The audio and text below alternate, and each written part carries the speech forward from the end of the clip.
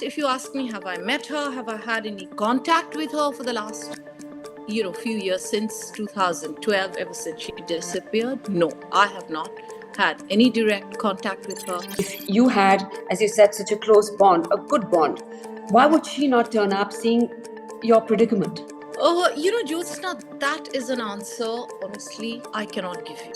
You're out on bail for the moment. Does that bother you that, you could go back in any time again? No, it doesn't, because I know I'm not going to go back in.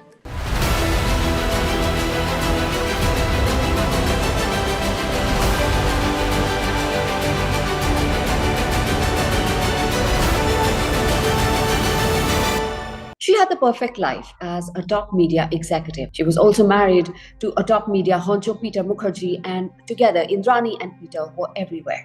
Till one August in 2015, when the police knocked on her door. Indrani was arrested for the alleged murder of her own daughter, Sheena Bora. A senior media executive, Indrani Mukerjea, was arrested along with her former driver, Shyamvar Rai, and her ex-husband Sanjeev Khanna for the kidnapping and alleged murder of Sheena, which was believed to have taken place 3 years earlier. Sheena was 25 at the time and had allegedly been strangled to death in a car, following which her body was burnt and dumped in a forest in Raigad, about 100 kilometers from Mumbai. Indrani's former driver has since turned an approver in the high-profile case that caught the public imagination. The case came to light in 2015 when he was caught by the police while trying to dispose of a country-made pistol and bullets, which he said were allegedly given to him by Indrani.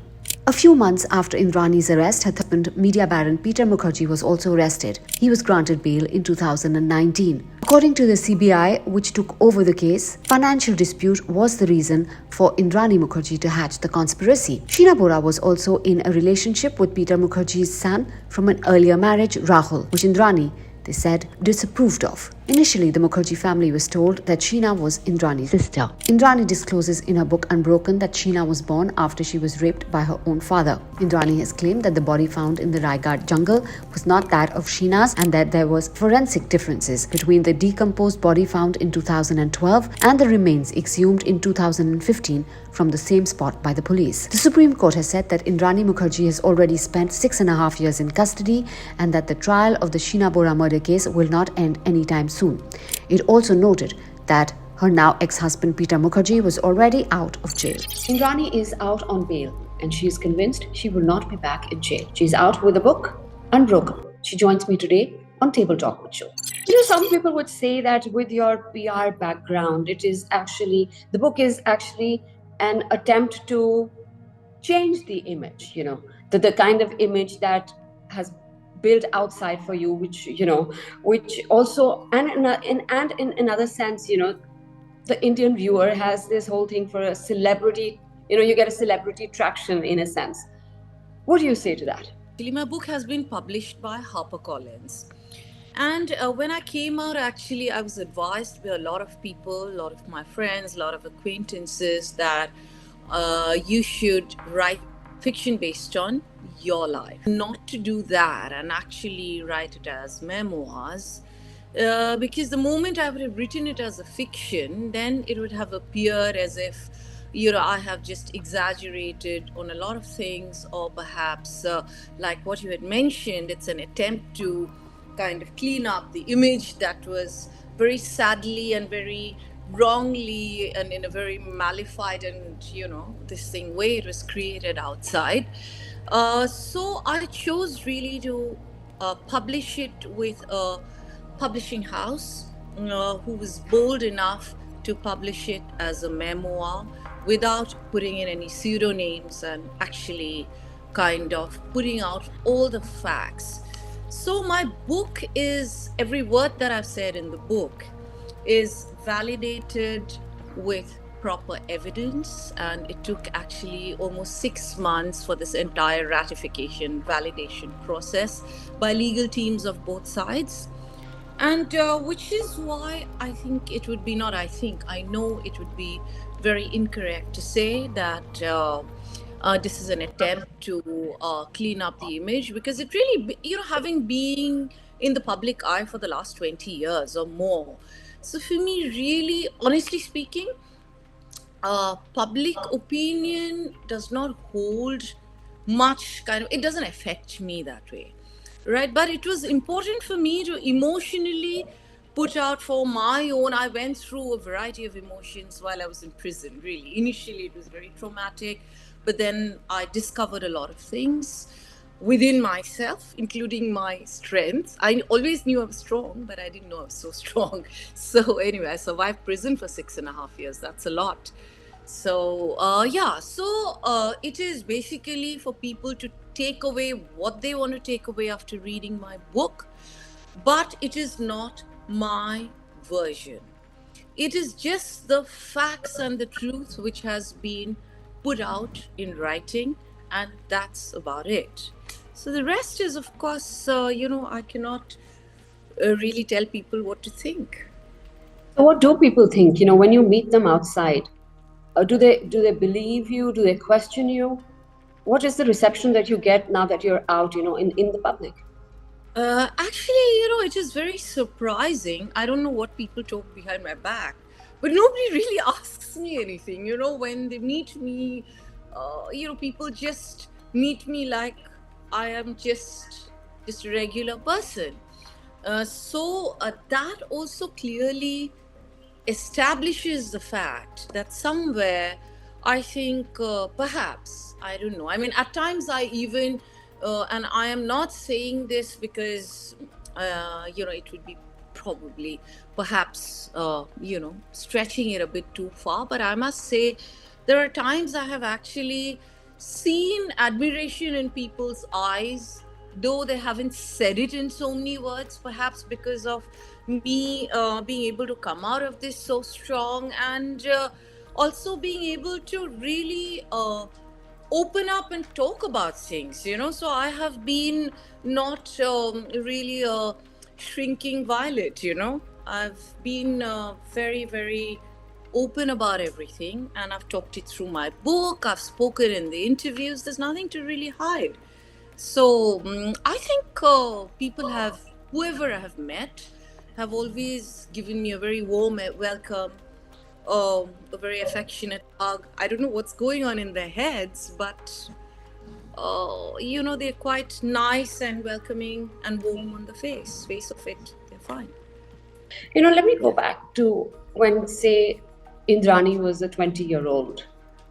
What did she dream of? I mean, it's not something that anybody would in their 20s would see themselves 2 decades later, where you were. See, I wasn't exactly sure what I was going to do even when I was in my 20s, because I started with my headhunting firm and then the HR kind of consultancy thing. But somewhere I always knew that if I made up my mind to do something and achieve something, I would do it. I have always been a very, very confident person. And I'll tell you why I have been confident, because I think I am not afraid of hard work. I am also not afraid to learn, no matter which stage of life I am in. And I think our dreams keep evolving and changing as we grow older. I mean, even now I've got dreams, so I want to do different things. Even today, I never thought I was going to be an author, right?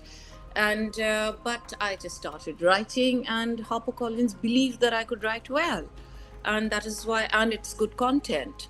So that is where we are. So, but I knew that somewhere I was going to make a mark in life. I was not obviously expecting this challenge that came my way, not on a month of Sundays, whether in my 20s, 30s, 40s, but it happened. And I just look at it as, it's just a chapter in my life, it's not the entire book. So it is that, and I think I'm back again with a bang, and I'm going to achieve all the things that I want to do and all the things that I haven't done. So that is where I am right now. So, what do you plan to do next? I mean, that's a question I should be asking you later, but now that you've brought it up. Yeah. Well, I am already writing my second book. So that is, I think, quite interesting. So it is, again, not a fiction. So I shall not tell you what it is about. I am also, I've actually taken up dancing almost professionally. I really, really initially I just took it up as a physical activity, but I've really started enjoying dance, and I am learning various dance forms, and I hope to, somewhere professionally perform someday. So that is one of the things I'm really looking forward to. And I am also looking at kind of my book moving to not just the audiovisual medium, but also perhaps moving it to theater. This is, I'm talking about the first book, maybe into a musical. So I'm exploring all these options. Was there any point at which you realized or you knew that you would end up in jail? No, it was actually uh, very traumatic for me because I had just come here for a holiday. We were just here for a week, and it was my daughter's 18th birthday. And because she was born in India, we thought that it'd be a good idea to have her 18th birthday in India. And I had my return ticket booked. In between the time that Sheena had disappeared.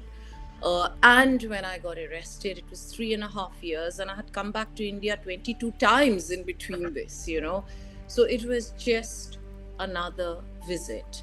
And arrested, and it was the most shocking thing that ever could have happened in my life. Not in a month of Sundays, I was expecting it, no. So, on the outside, you had the perfect life. It's a bit unusual to see it crumble the way yours did. How do you put that into perspective? Like I said, it was very, very traumatic, and it was a shock. I think it was the most shocking event in my life. I have gone through challenges in life, but definitely I was not expecting, but having challenges in life, or not having necessarily been able to make a relationship work is one thing, but to be accused of filicide is to take it to another level, you see, which somebody is not. So it's not like that I've just jumped a red light, or there was a car accident and I was taken to a police station. This is an accusation of, like, the highest degree, so which I think to any human being, particularly a mother, I don't think anything can be more shocking than this. So it took me a lot of time, actually, initially, to believe and accept that I was in the middle of all of this, and this actually was happening to me, because I'd wake up in the mornings initially, whether it was in the police station and during the police custody or in prison, the first 3 days, and I'd think I'm still sleeping at home and all of this never happened. I'd just wake up like a normal day, and I'd realize, oh my God, this is what has happened to me. So, for somebody who seemed to have it all, how did you end up there, in your opinion? End up in jail? I think it was definitely designed that I be in jail. I'm very sure about that, and I've written it in my book. I haven't said it in kind of, because until and unless I have really evidence who did this, it was very clearly designed that I ought to be arrested a day before my younger daughter's 18th birthday. That is a given. I have absolutely no doubt in my mind about that. But I think it could have been a bit of a softer blow. If it was so designed, it could have been a softer blow than an accusation of filicide. That is what I feel was, because I don't think, the people behind it ever thought I was going to survive prison. I don't think anyone expected me, leave alone coming out and, writing a book and, ensuring the case collapses. I don't think anybody expected me to survive prison beyond 15 days. So, but that was, again, I'm a survivor. And I've survived it. I've survived it to tell my story and to bear it all out in the open, which is what. So it's a bit shocking, isn't it? On the day you get arrested, Your husband really is not running around trying to get you out. He writes a letter to the building society to say that please stop a flat transfer. That is, I think, the most telling incident that could have happened. Is there anything more that you were going to do? I mean, if you were uh, saying that there were malified intentions, so to speak, behind your arrest, are you going to leave it at that, or is there something more that you are going to? Is there some action that you think you will pursue in the future? Perhaps I am, at this point in time, I think it is very important for my case to be. See, our first, goal was to really put forward all the evidence that decimates the case, which we have done. I think my lawyers have done a fantastic job, and I'm glad that I'm out and I'm here, and I am being able to lead an almost normal life.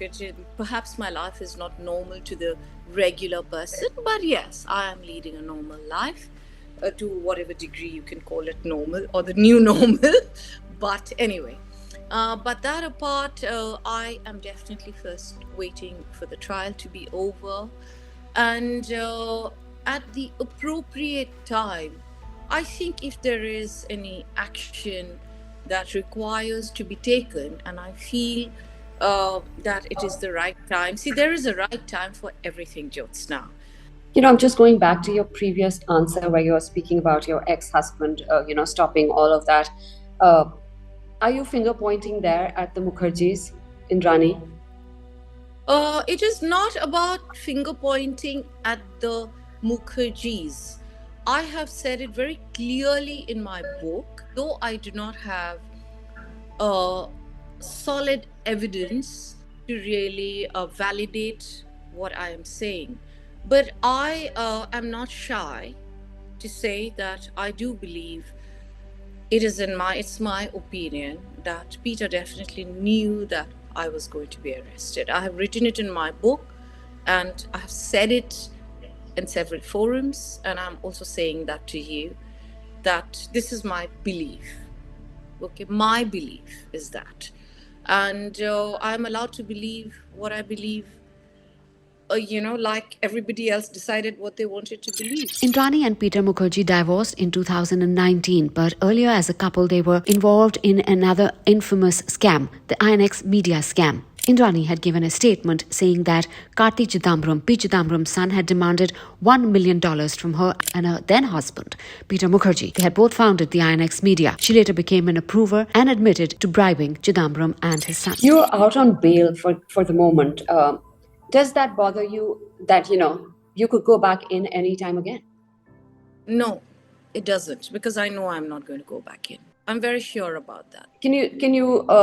Is it possible, legally possible for you to just give us an idea as to where the case stands now, or you'd rather not? I would rather not, but like I have mentioned earlier, to you during this interview, I cannot really talk about the case at length. My lawyers can, but I really don't want to. But I think there is enough evidence that has come on record, including whatever has been stated by the DNA expert in the trial court that he fudged the DNA report, I think is good enough evidence to decimate the case, because it is not just about lack of evidence, it is also about trying to fudge evidence to keep somebody behind bars. So that is, I think, just very, very telling. So it becomes very, very difficult, I think, in a situation like that, for prosecution really to hold ground, to hold their ground anymore. So, which is why I am very, very sure that, the order is going to be in my favor. I'm absolutely sure about that. Because ultimately, truth and justice prevails. You claimed sensationally that Sheena is alive in Rani. What would you say to her if she turned up in front of you, and what do you think she would say to you? I have neither sensationally nor unsensationally ever claimed that Sheena is alive. Okay, let me first clarify that.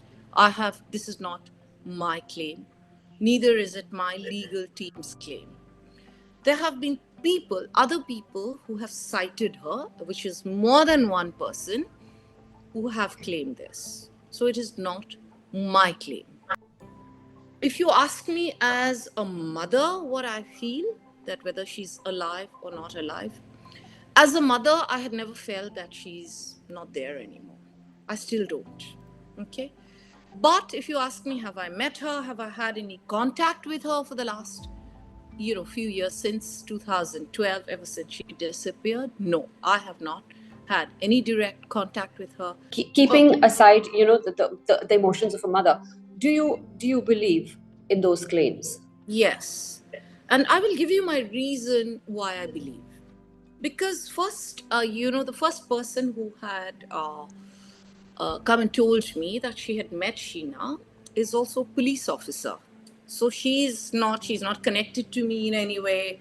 So the moment I heard about it, I wrote immediately to the prosecuting agency, which is the CBI. I wrote to the director, the then director. He's, of course, now changed. So I did not waste any time because this lady was willing to go there and show the spot, and we were hoping that we would be able to even retrieve some CCTV footage, which would have obviously helped in finding her. But unfortunately, I wrote a letter. My lawyer wrote a letter, also subsequent immediately to the CBI. But we did not hear back from them for 3 months. They just did not respond. So, which gave me a reason also to believe that, hang on, when I'm saying that there is a police officer who's saying that she's met her, not just seen her, met her, and she's willing to take the agency to that spot and retrieve CCTV footage, why would somebody just sit on it and not take any action? So that is when we decided after 3 months that we would file and it was, of course, COVID times. We would file an application in court, and then our court was vacant. There was no judge, right? So we had to file it in another court, and the other court could not take a decision because he was not, my court was vacant. It's very, very sad, really. But what made me believe further, believe in it further that, hang on, maybe she's really alive was the silence of the agency. That made me believe that, yes, perhaps she's alive. Why would you not want to go and find her when, we are giving you so many leads? I was in prison. I couldn't do anything, right? I couldn't exactly catch a flight and go there and speak to the Kashmir police at that point. You say this. What about Sheena, the child of mine I allegedly throttled with my own hands? Sheena and I have the same soul. We carried the same pain with a smile big enough to hide all of it underneath the shine. She was bright and warm, loving and kind. She had inherited my strength of spirit. Why? My question to you again is, why would then she not turn up publicly, seeing that, if you had, as you said, such a close bond, a good bond, why would she not turn up, seeing your predicament? Jyotsna, that is an answer, honestly, I cannot give you. That is an answer if and wherever Sheena is, if she's alive and she's there. That is something I've asked this question several times to myself. And there are very often I lie in bed, even today, and I think about this, that where is she? If she's alive, why isn't she coming out? And honestly, I don't have an answer to it. If she's under some kind of a duress, which I don't know, but then I also cannot understand that a person who's in duress is not going to be obviously roaming around in airports or in front of Dal Lake. So it is all, it's honestly a mystery, which I do not have an answer to. And I wish I had an answer. I really wish I had an answer to this. Indrani, somewhere in the middle, you say if Sheena is alive. It's a big if. Does that not take us back to where we started, to the deposition of your driver, and take the case right back to where it is? Well, I think that has already happened, because after the driver deposed in one court to say, he was arrested by the police because he was caught with some firearm and all that all the nice told stories that he gave.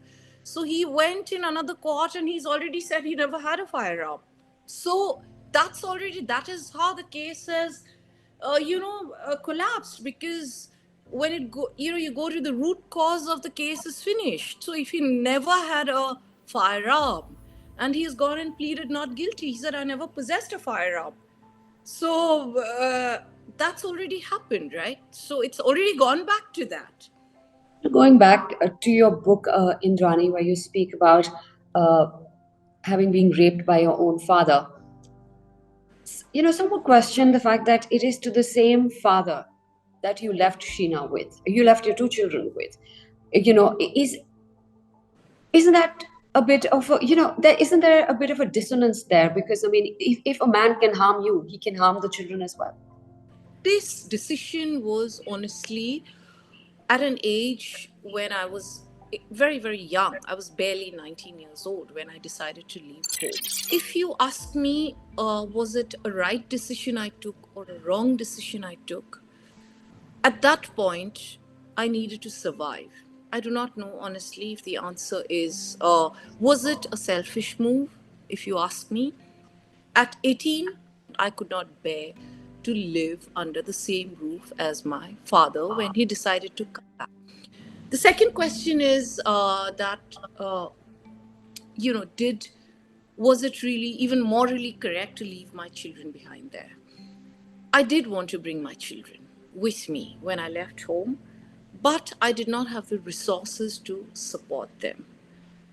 So it was a choice in between at that point in time, that was I going to be, were all of us going to be in that rut, or was I going to come out and get out of that rut and bring my children out? They were babies, and I did go back to take Sheena and Mikhail when I was able financially, when I was capable of taking care of them. I did.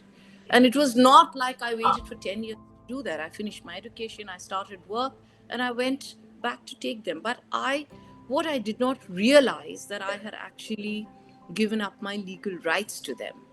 But the moment I could bring them to me, which was well after 10 years, when my parents reached out to me because they were financially not able to kind of take care of my children, or financially they could not maintain the lifestyle that they were used to, that is when they reached out to me, right? So that was my opportunity to bring them out of that home, and I did that. I did that instantly when I could. And at that point also, I was not all that old. I was still just 30. So, but I did what I could do best. What is your relationship with your son? From most reports, there isn't much of a relationship. I have no relationship with him at all. I have not been in contact with him at all since 2014. And also, he's a witness in the case. And post that, he has not reached out to me, and I have not reached out to him. What about Vidhi? I did interview her as well in Rani when her book came out, and Yes. uh, where do you? And she spoke about how she had forgiven you for many things. Where does your relationship stand with her? Well, I think my relationship with her is very, very good. I would say that. See, Vidhi is a survivor like me, okay? Now, I also need to tell you this, that I've written in my book what Vidhi went through during this period. So while I was on my own in prison, Vidhi was actually on her own outside. And Vidhi was made to write that book. Vidhi, that book did not really come out. And if you're aware, her literary agent is a lady by the name called Jaya. I can't even remember her full name, but one of Peter's friends, sister, Anantranga Swami's sister, who's Peter's friend. And every chapter that Vidhi wrote used to go to Peter, or it was written by whatever. Okay, and the moment I came out, obviously she filed an application in court to say that I want to go and live with my mother. So she's a survivor like me, and I think she made the wise decision. So when I wrote about all of this in my book, that listen, she wrote this book for several reasons, because she needed to survive. And, obviously HarperCollins said that, listen, we need a letter from Vidhi to say that what you're saying is true. And she did it. When Vidhi wrote that book, her manuscript had come to my lawyers as well as my book to say if we had any objection. And my lawyers obviously said, oh my God, look at the title. You can't really have this book going out, and a lot of things that are written in this book is incorrect. So I said, my response was, I said, let it come out. Because the fun is going to be after when it comes out, after that, for me to be able to stand out and say that she was made to write that book and it's all rubbish, and which is what I've done, right? Do you are you in any contact with Peter? I meet him at court because whenever our court dates are there, he's my co-accused in that case. So I do bump into him. I have a very civilized kind of, contact, a relationship with him, in the sense communication with him. So it's just highs and buys, and that's about it. Uh, like I said, I've forgiven for the way he has behaved, but I think I would rather keep him at a distance. If you could do anything differently, what would it be? I wouldn't have married Peter.